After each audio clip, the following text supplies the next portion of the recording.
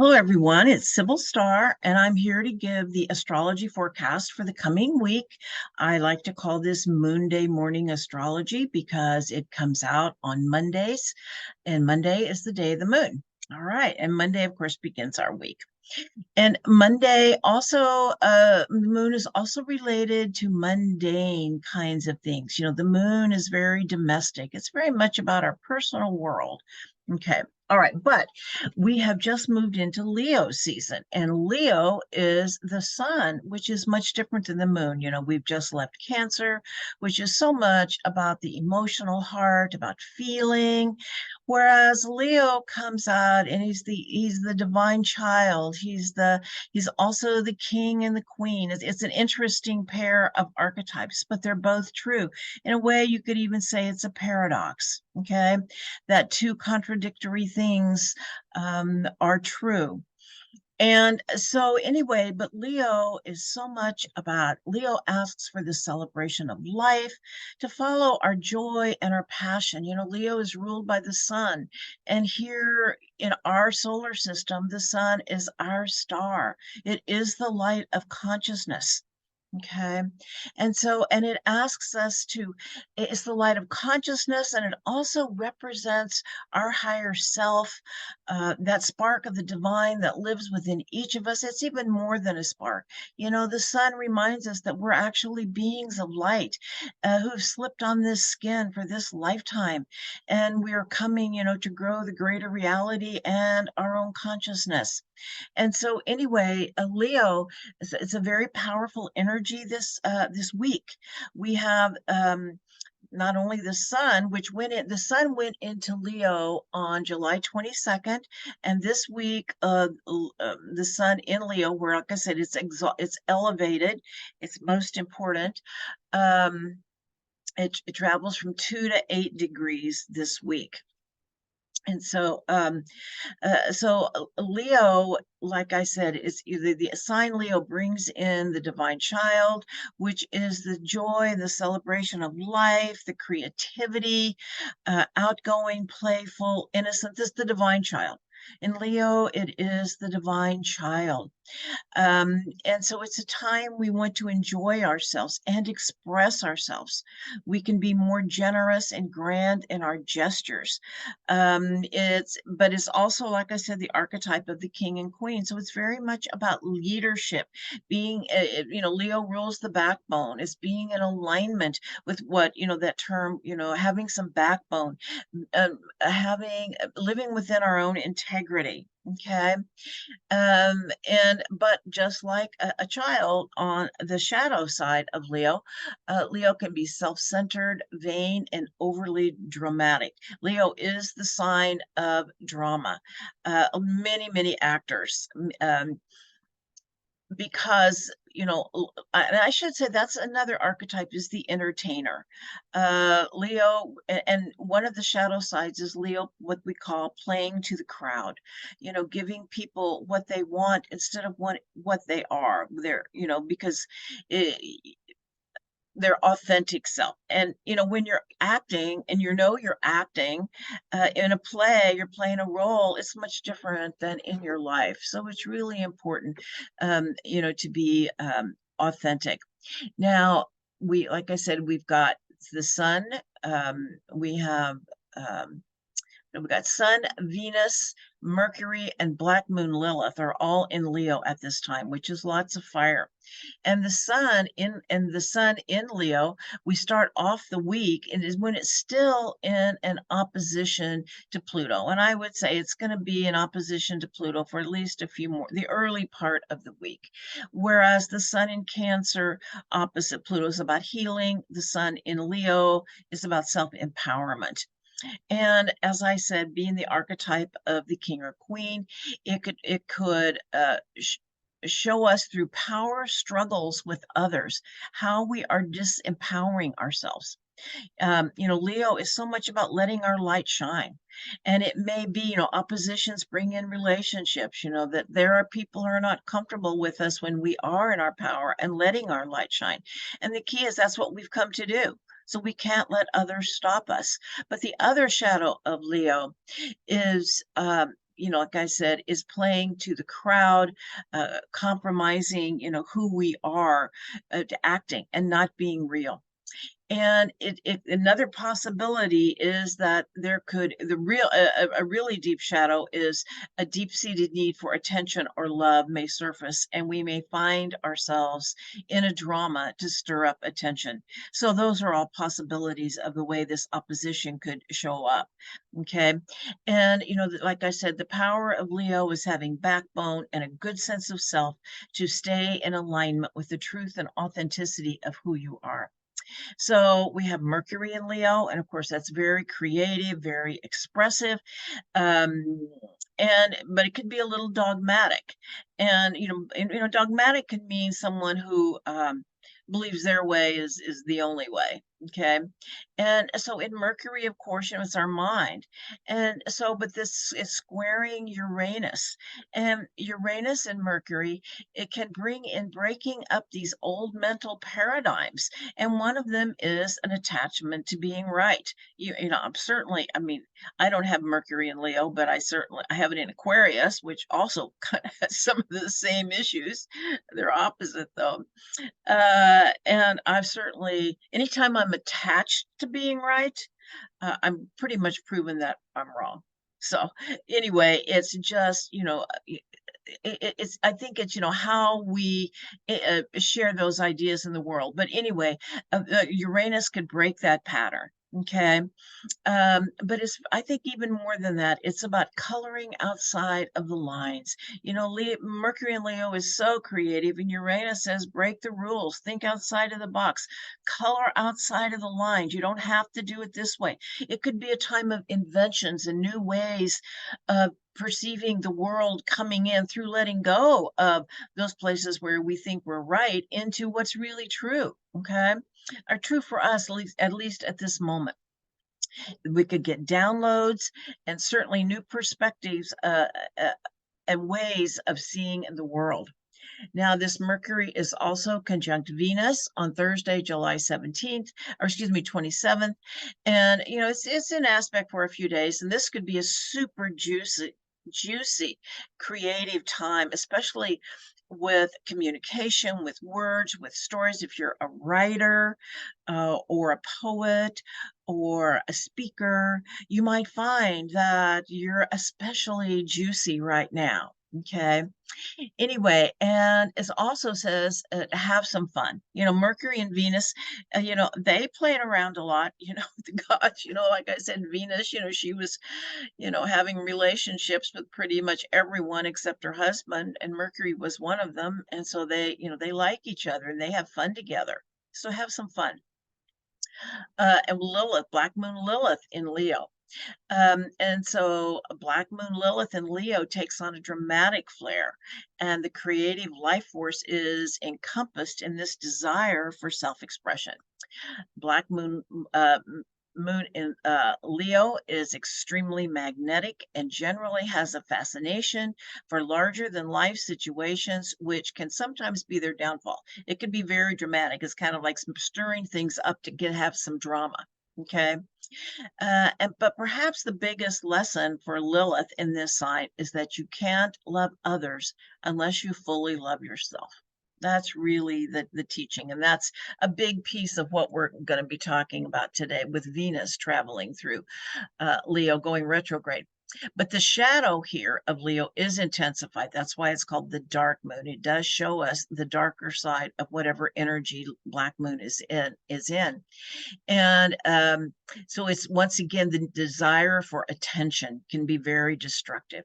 And so being really aware of how you can meet those needs without being destructive. And of course, she's really, Black Moon Lilith in Leo is super creative. And so whatever it is, I would, if you feel like somehow you're not getting adequate attention or recognition, throw your energy into a creative project. Yeah. Okay. All right. But now the really big one right now is Venus has gone retrograde. She's retrograde. She was actually stationary for 24 hours and then goes retrograde. And but anyway, she goes retrograde on July 22nd. from September to September 3rd at 28 degrees of Leo. She's out of the retrograde zone by October 7th. And so what is this about? Of course, Venus, she's the goddess of love and the face of the divine feminine. She brings in her areas where she is loves to travel, or relationships, self-love, self-worth, beauty, and creativity. All of those things. And they say, Venus was a force of nature. Even the Catholic Church could not get rid of her. She is that magnetism you feel, that feeling you have when you're in love, or when you're in the creative process and your juices are flowing and you feel fully alive, and that attraction that you feel, that, everyone wants to be in love, wants that feeling. Well, that's Venus. But she can come in many ways. And like I said, even the Catholic Church could not get rid of her. We would have no progeny here if Venus was not around. Anyway, she is moving retrograde, and she's appearing to move backwards. And she is retrograde the least of all of the planets for 6 weeks, or basically 40 days and 40 nights every 18 months. Many uh, many civilizations really revolved around the movement of Venus, her retrograde motion, because when she goes retrograde, she's an evening star, but then 40 days and 40 nights later, she rises as a morning star. And they made the analogy to their goddess Inanna, or Ishtar, and her descent to the underworld for renewal and regeneration. And so whenever Venus goes retrograde, that's what this is about. It's just what area. That's all of the what the astrology can help us understand. But first off, the traditional meanings of Venus retrograde are, because like I said, Venus is very much related to relationships. And so it's about the reevaluation of our relationships, our intimate friendships, our intimate relationships, and our friendships. We all,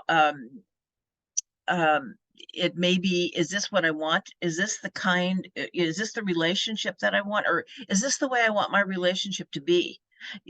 And is this okay? It's like a reevaluation, a reassessment. It may be time to renegotiate the terms of our relationships, or we may discover we no longer resonate within certain friendships. It's not that there's a problem, it's just for whatever reason you're just not in the same resonant field anymore. And also reevaluate what has value in our lives. Venus is so much about what is important to us. What do I value? And most important is, how am I valuing myself, especially in terms of relationships and my contacts with others. And also just how do I feed and nurture myself? How do I let my light shine? That's in Leo, it's about, how do I let my light shine? And as we know, of course, those from our past may show up from this lifetime and others, those with whom we have unfinished business. And let's just say, as we're working through this Venus retrograde, we become aware that maybe the relationship we are in is not working. Too many things are showing up and saying that maybe the relationship is stagnant. There's no life force. It has no juice behind it. But it's often not the time to actually end a relationship. Wait until Venus goes direct, because by then you will be more clear. Okay. Venus also rules finances, so it's a re-evaluation of our financial situation. And like I said, it's not a time to make decisions, for clarity may not come until after Venus goes direct again. And Venus is in Leo, as we talked about, which is the sign of the sun. It's the creative fire of spirit that lives within each of us. Okay. And Venus in Leo tells us to follow our passion and what brings us joy. And it's not like you have to quit your job and jump off a cliff. It's like, what brings your joy just in your daily life? Is it your pets? Is it music? Do you love art, but you haven't been taking time for it? Do you love to dance? I'm just going to restart dancing myself. I kind of quit, and it's really come up as something super important for me to do. So what is it that brings that life force, that juice into your life? Venus in Leo is also, like I said, the archetype of the queen, or a woman who knows her worth. Okay.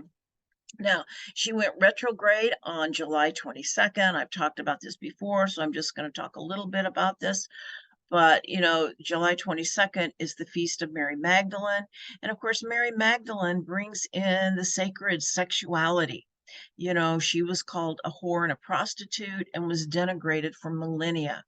But now, as we reclaim our own sexuality as sacred, she is reemerging as a divine being and a guide.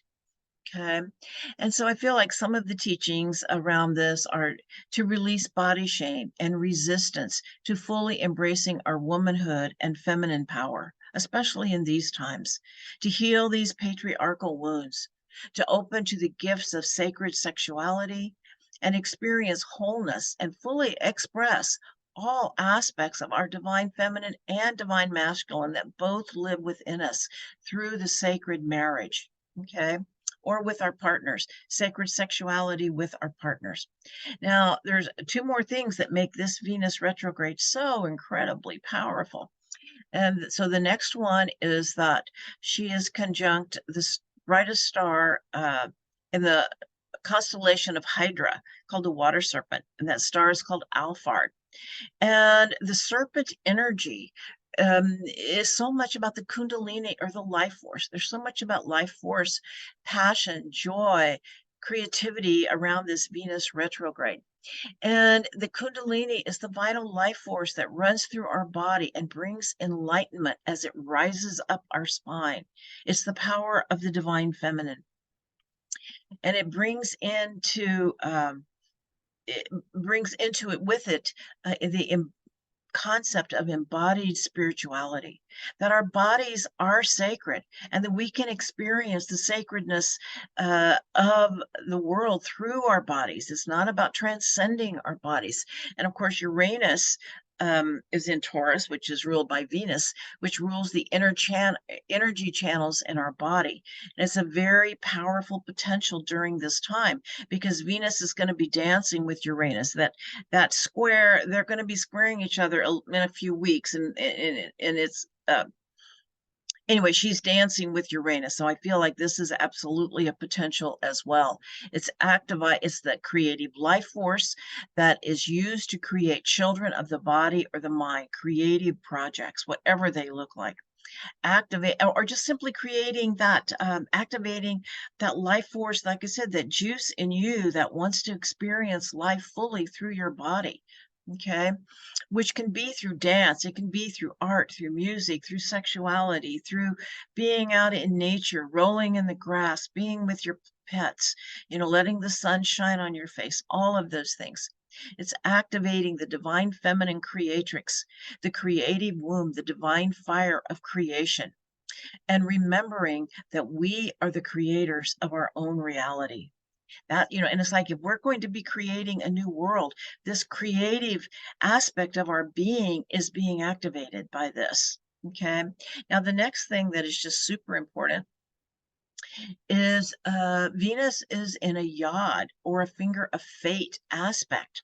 And I'm going to show you this because it's hard to explain without the visual of what it actually is. Okay, so here we are. So here, I just put this chart from Monday morning, 8:20, so that Venus was on the ascendant, so you could see it very clearly. So here's the ascendant, and here is Venus on, she's at 28 degrees of Leo, okay? And then over here, we have got Pluto and Neptune. Okay, now these two are traveling in a sextile. They're 60 degrees from each other, and that is an opportunity. They both make what is a 150-degree aspect to her. And this point, they call this a finger of fate or a finger of God. Okay, it's just so you can see it here. Now I'm going to tell you what it all means. All right. Okay. And so, as I showed you, a yod is two planets that are sextile each other 60 degrees apart, and they're both pointing to a planet.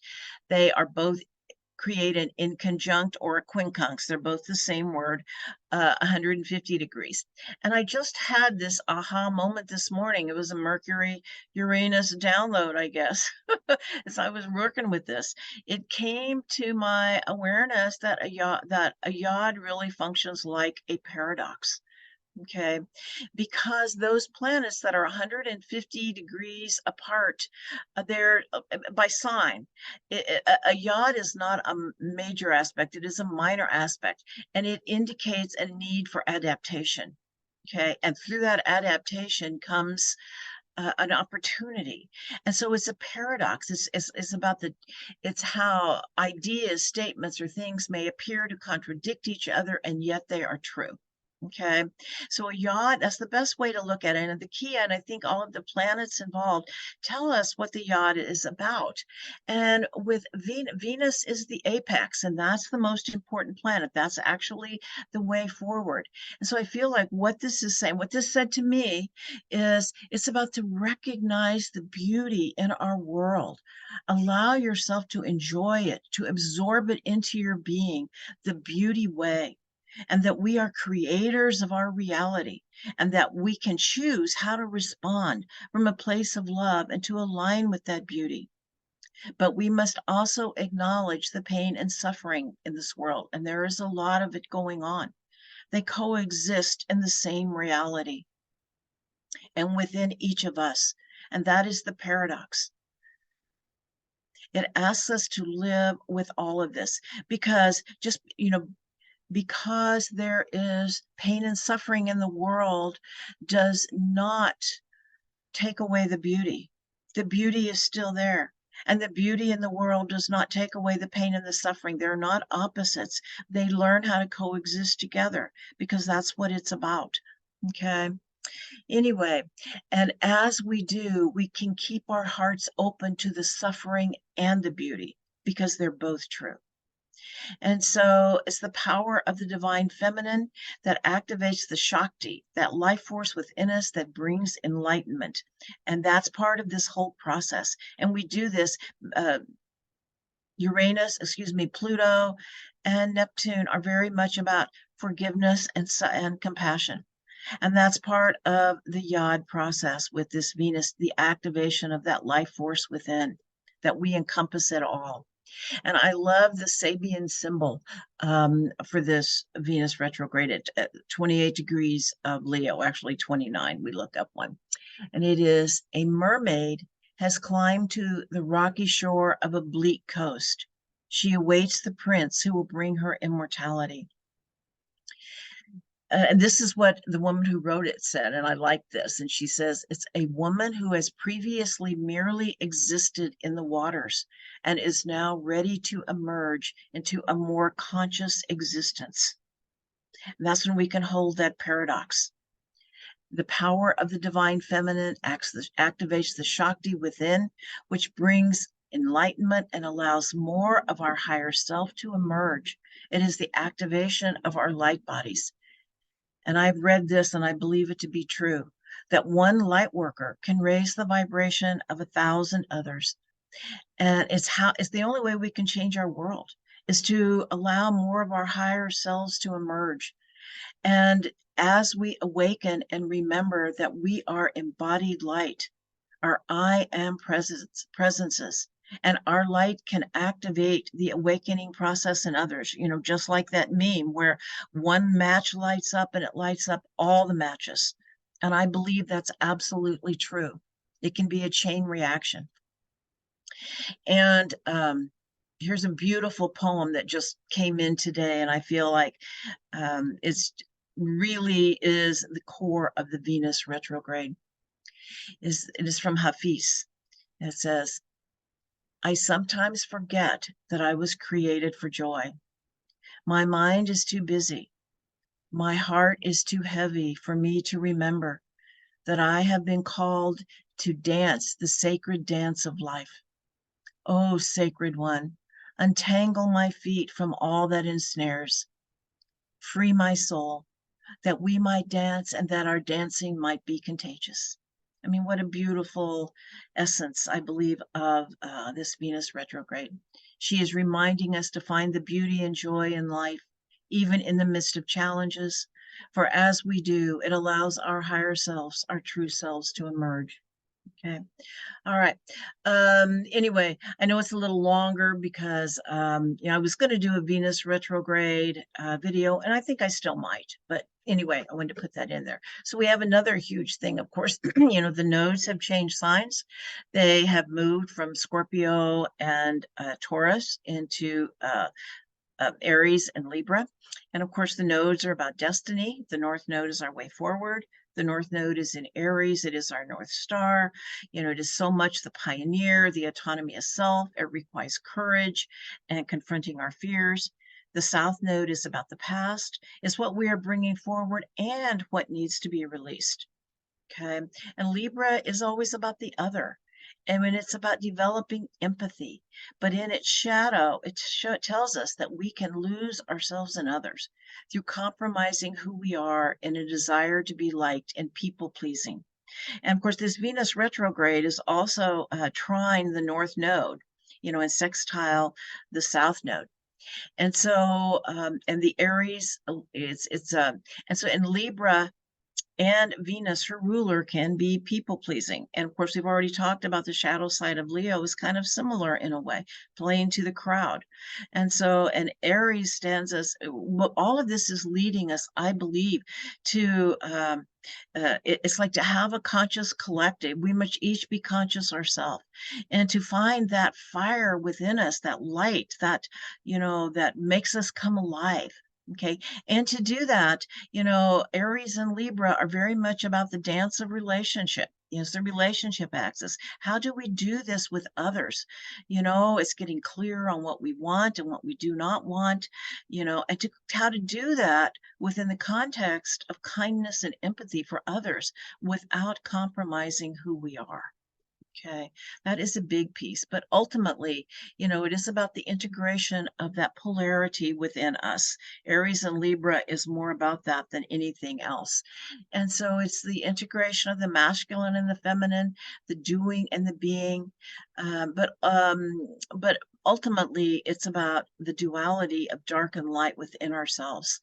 When we can be consciously aware that we hold all of it within ourselves, is when we can let go of blame and projection and step out of the us versus them divisive mentality that is dividing us when we are trying to move into unity consciousness.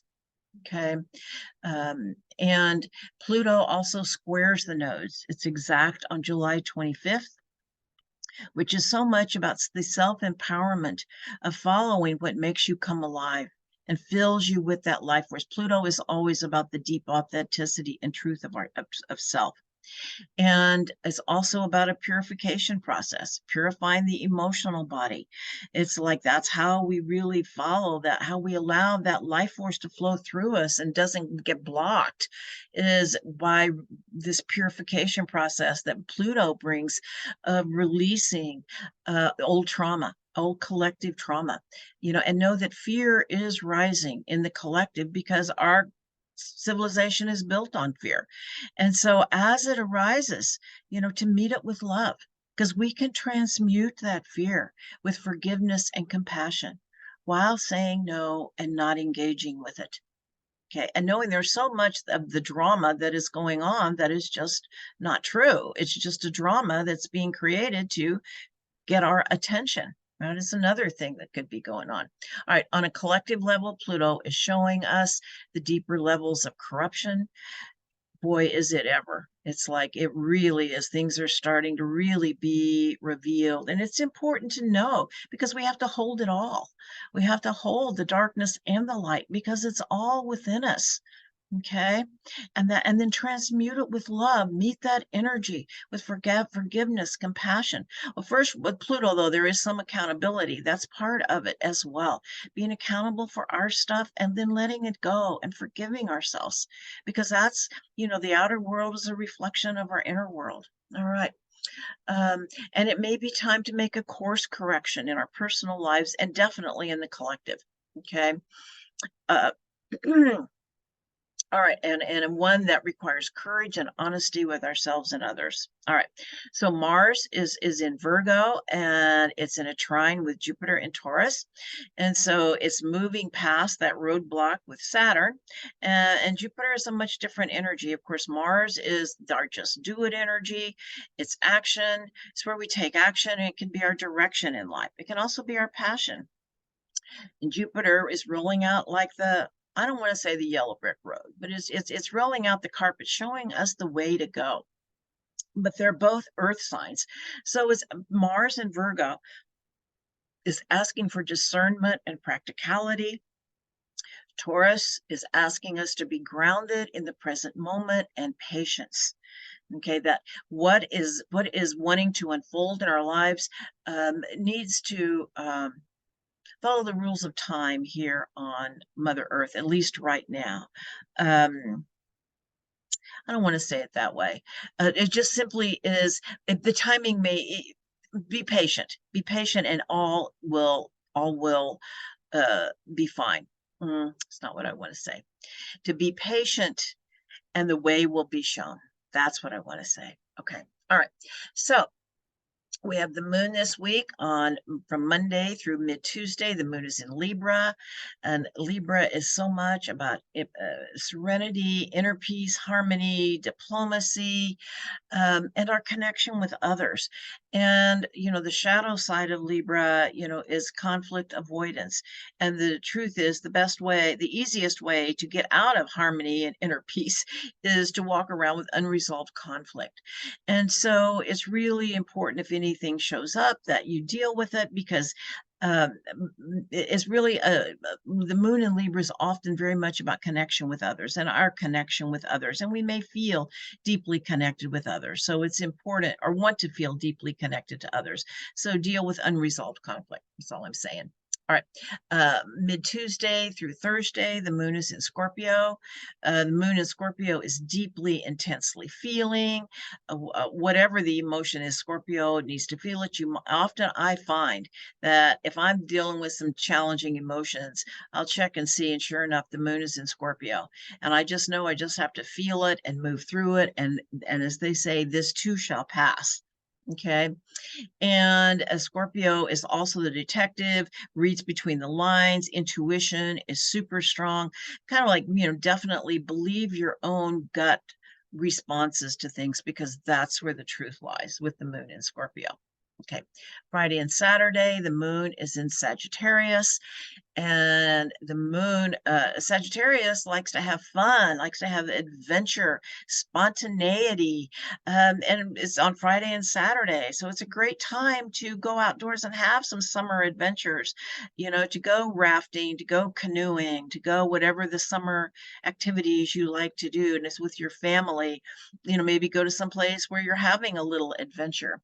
And it's also a good time for visioning and seeing the big picture, no details now. And it's kind of like after the moon in Scorpio, and we've kind of moved through all those feelings, then we can open up and enjoy life more with the moon in Sagittarius. Sunday, the moon is in Capricorn. It's kind of like fun is over. It's time to get ready for work, kind of get organized, and sometimes, when we play, we have to pay. So it's important to just know that Sunday may be a time to take it, to get things tied up. Okay. And we always have big lessons to learn with Capricorn, and one is emotional maturity. Take responsibility for our feelings. Okay. All right. Well, anyway, that's what I see for this week. Wishing you all a wonderful week, and namaste.